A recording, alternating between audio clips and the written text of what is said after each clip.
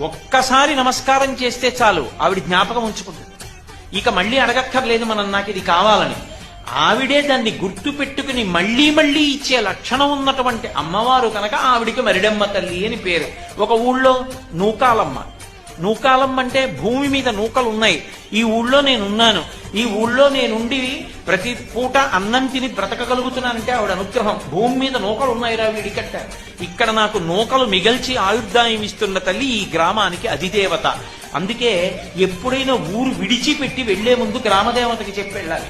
మనసులో నమస్కారం చేసుకుని పొలిమేర దాటుతున్నప్పుడు, అమ్మా ఏదో ప్రవచనం చేయడానికి ఫలానా ఊరు ఎడుతున్నాను, తల్లి క్షేమంగా తీసుకురా అని చెప్పాలి. మళ్ళీ పొలిమేరకు వచ్చినప్పుడు చెప్పులిప్పి ఓ నమస్కారం చేయాలి. అమ్మా నీ అనుగ్రహంతో మళ్ళీ ఈ ఊరు వచ్చాను, నాకు నూకలు మిగల్చావు తల్లి, నీకు నమస్కారం. ఏడాదికోసారి అన్ని కుటుంబాలు కలిపి అమ్మవారికి నైవేద్యాలు పెట్టామని చెప్పి అమ్మవారికి నైవేద్యాలు